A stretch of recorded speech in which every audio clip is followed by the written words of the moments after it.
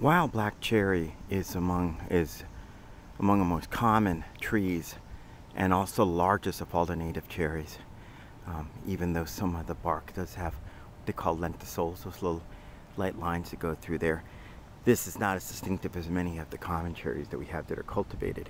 Wild black cherries, again, can get very big, tree size rather than shrub size, which is typical of many of the other cherries. And boy, they're very edible.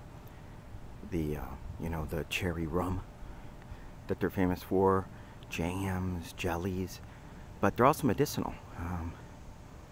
Many of the cough syrups and so forth, they use this as one of the bases. The bark on this has been known to help with coughs and other breathing types of problems. So quite a neat little tree. And people aren't the only ones that like it. It actually is also heavily fed upon by a variety of different animals. There's been, I think, 456 different species of caterpillars that use cherries, including its wild black cherry. There are some 84 bird species that have been found to feed on cherries and are the main spreaders of the seeds, just like our wild black cherry. And there's also another 34 different kinds of mammals that eat the fruit and also help spread the seeds. So cherries are pretty popular. They've been used medicinally. In fact, after choke cherries, wild black cherries are one of the ones that was most used for medicine by the native people all the way around.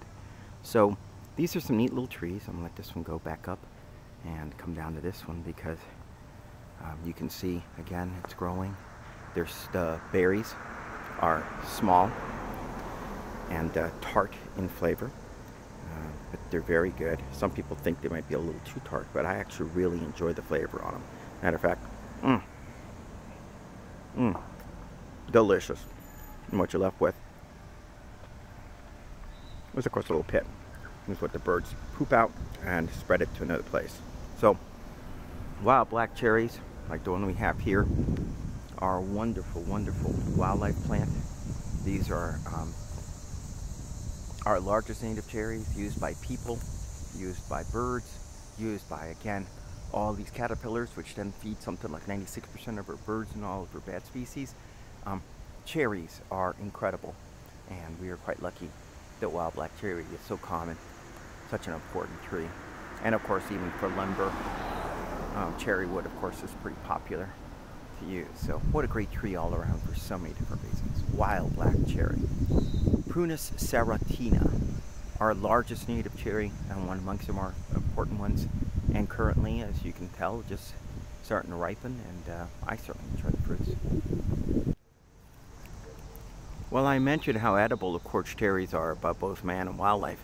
One other thing I should say, though, is that the leaves are actually protected, as are the pits themselves, by something akin to cyanide. And livestock that's eaten some of the leaves, in particular, if they've eaten wilted leaves and so forth, have been poisoned before. So just a cautionary tale.